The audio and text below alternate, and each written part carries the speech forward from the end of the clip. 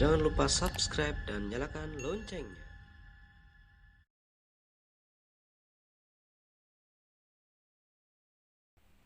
Assalamualaikum warahmatullahi wabarakatuh. Berjumpa lagi bersama saya. Apa kabar kawan-kawan semuanya? Semoga dalam keadaan sehat dan rezekinya lancar ya.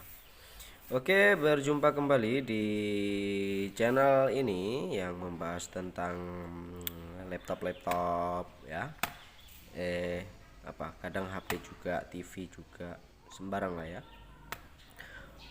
Oke, ini adalah servisan dari toko sebelah. Ini adalah laptop Acer, kondisinya mati total. Ini ya, short mainboard katanya. Kita lihat dulu nanti ya, kelengkapannya charger. Oke, ini adalah laptop Acer 11,6 inci dengan tipenya. Kita lihat dulu, Acer ES1131 ya.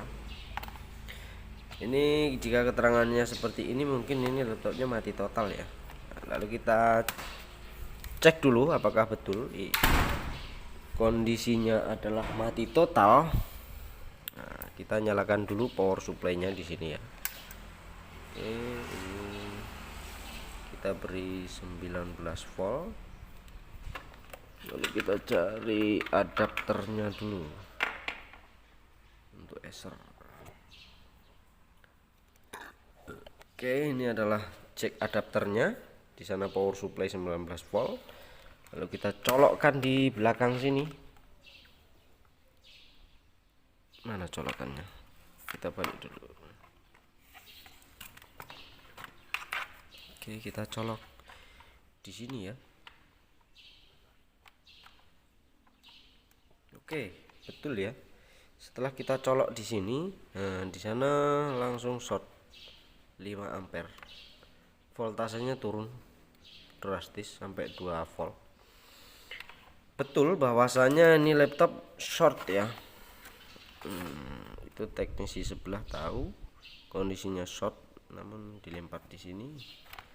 Dan kita kerjakan, kita buka dulu ya. Kita buka casingnya terlebih dahulu. Ini kebetulan sudah dibuka bautnya dari sononya. Kita lebih mempermudah kita nggak perlu buka baut. Lalu kita coba cari di mana kerusakannya. Kita harus lepaskan dulu ya semuanya ya. Kita lepaskan harddisknya, backnya ini. Kita lepaskan mainboardnya. Kita lepas semua dan kita cek ya. Kerusakannya di bagian apa gitu. Baru kita bisa konfirmasi ke usernya dengan biaya sekian. Begitu teman-teman ya. Dia teman-teman yang baru mau belajar beginian ya, rajin-rajin membuka barangkali YouTube yang membagi ilmunya secara free, atau bisa kursus juga ya. Kursus tentunya berbayar ya.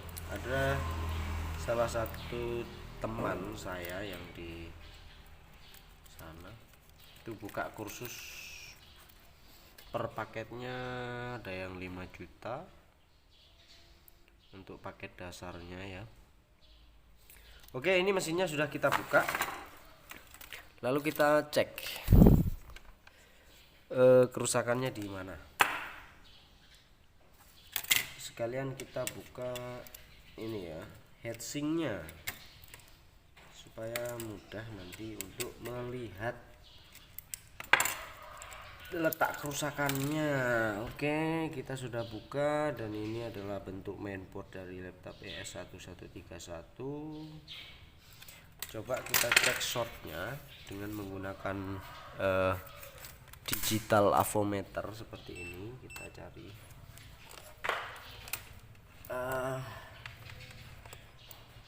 shortnya di mana. Oke, kita cari 35-nya. Oh, di 35-nya short ya. Ini 5 volt kayaknya. Oke, 5 voltnya short, 5 volt atau 3 volt saya lupa, yang jelas salah satunya ini short.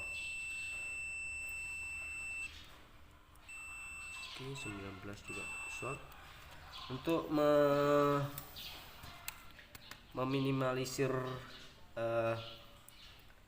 mana yang kita mau cek, yang shortnya terletak di sebelah sana atau sebelah sini gitu ya secara mudahnya teman-teman bisa pelajari nanti ya, apa fungsi kita mencabut kapasitor induktor yang kita cek dia buzzernya bunyi, itu tandanya jalur di sini short, maka kita buka. Fungsinya kita membuka ini untuk apa, teman-teman bisa pelajari di video saya sebelumnya, nggak perlu saya jelaskan lagi di sini ya. Kita buka ke ini.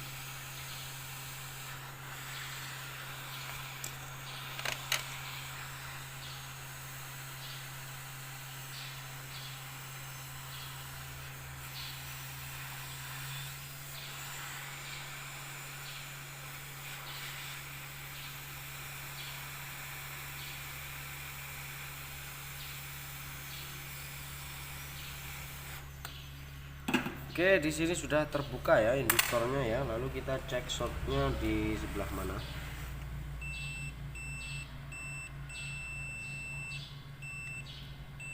Oke, 19 voltnya masih short.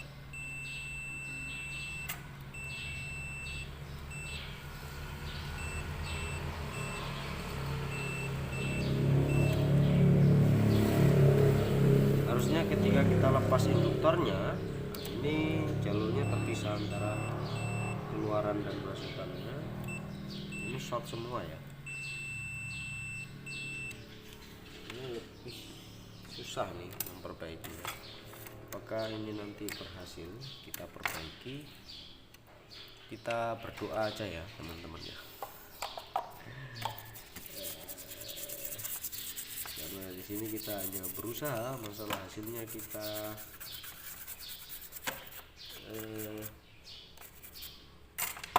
serahkan sama yang di atas. Oke, short total.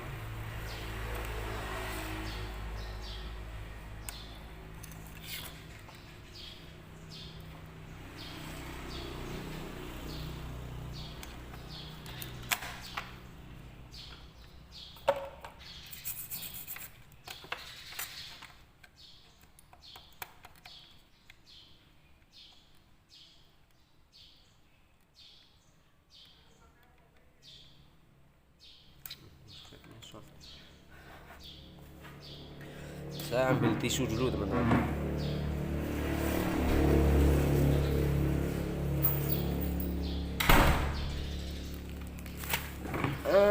Ini masalahnya di mana? Saya akan cabut resistor di sini.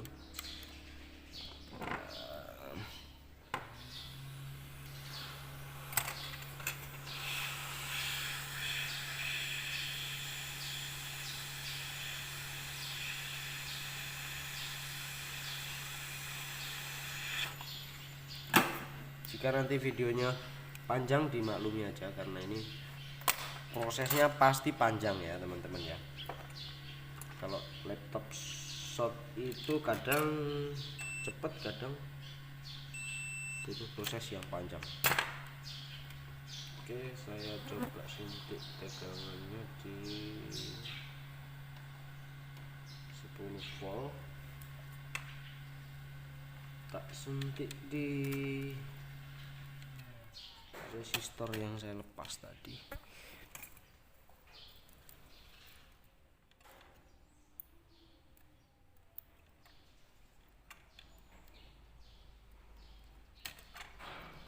Kita kasih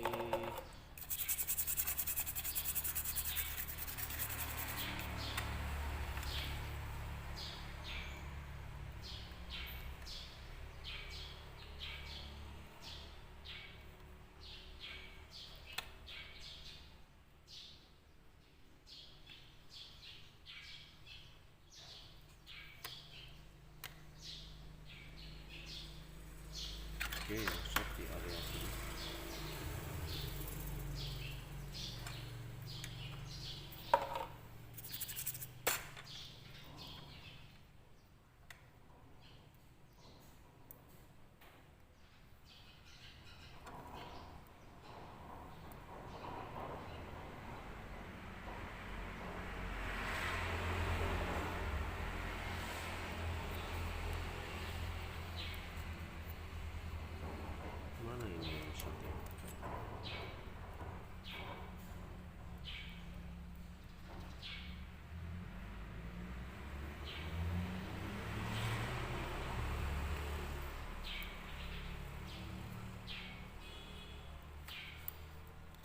yang short nggak kelihatan di mana. Wah, ini short. Oke, saya akan coba lepas IC PWM nya dulu. Kita main sikat-sikat aja ya.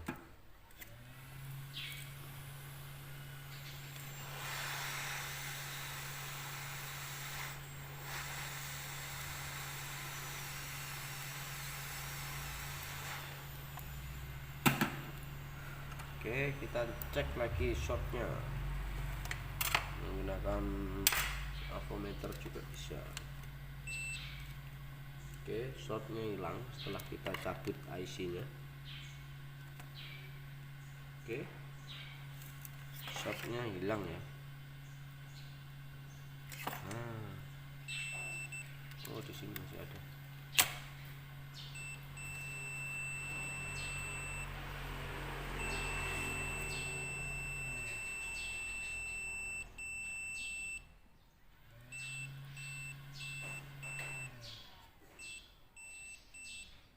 Oke, 19 voltnya sudah nggak short, tapi di jalur entah 3 atau 5 di sini nih. Ini kalau nggak salah 5 volt ya. Di jalur 5 voltnya short. Sekarang kita coba suntik 3 volt pada jalur 5 volt. Metode suntik-suntik ini teman-teman bisa cek atau saya pernah jelaskan di video saya sebelumnya, coba dipelajari di sana. Oke, di sini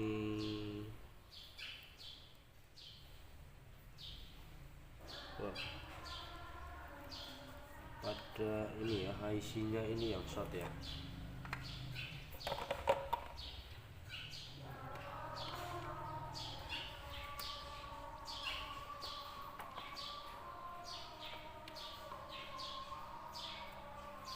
Oke, teman-teman perhatikan di sini, ketika saya suntik sebesar 3 volt di titik ini. Nah, ini IC ini rusak ya. Dia terbakar di situ. Kita bisa cabut, kita ganti, dan kita ganti lagi IC PWM-nya. Oke, bisa dipastikan IC-nya V-core-nya short. Ini adalah IC V-core untuk menyuplai tegangan prosesor. Ya. Ini short. Jadi pertama 19 voltnya short, lalu kita bisa menghilangkan short 19-nya dengan mencabut IC PWM 5 volt di sini. Nah, ini pasti rusak juga, nanti kita ganti. Dan keluarannya 5 volt juga short, itu mengarah ke IC V-core. Ini juga rusak, nanti kita ganti ya. Ini proses penggantiannya banyak. Jadi setelah kita ganti, kita lihat hasilnya. Saya cabut dulu V-core-nya di sini.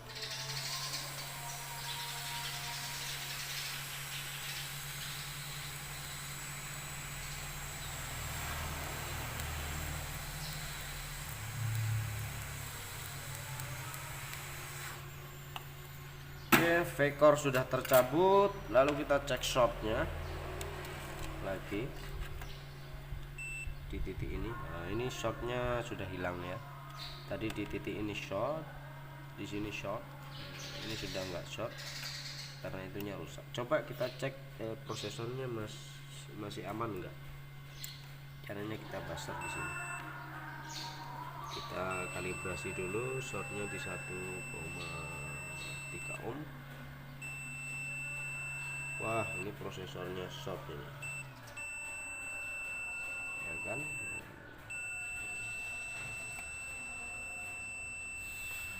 Jadi sia-sia ya teman-teman kita perbaiki ini tadi karena prosesornya juga short. Jadi walaupun kita sudah menemukan letak kerusakannya, maksudnya titik shortnya tadi short 19 kita sudah amankan, 19 short karena IC PWM ini. Oke. Lalu keluarannya 5 volt atau 3 volt? 5 volt kayaknya di sini. Keluarannya 5 volt itu short, itu mengarah ke V-core. ternyata V-core-nya rusak di sini karena single chipnya atau prosesor di sini ini rusak. Bagaimana cara kita mengetahui bahwa ini rusak? Kita buzzer aja di sini. Kita coba buzzer antara ground dan ground. Kita lihat di avometer terlihat 1,6 ya. Anggap kita 0. Lalu kita coba di buzzer di sini. Nah, itu juga 1,6. Berarti ini short, ini short total. Short total ya. Ini langkah perbaikannya, jalan satu-satunya kita harus memperbaiki atau mengganti chip VGA nya. Oke ya teman-teman ya. Jadi kalau sudah seperti ini, walaupun teman-teman ganti ini dan kita normalkan kembali, nanti hasilnya akan short lagi karena di prosesornya ini short. Ini yang menyebabkan sumber masalah utama sehingga blok IC V-core rusak dan PWM nya rusak. Oke, kita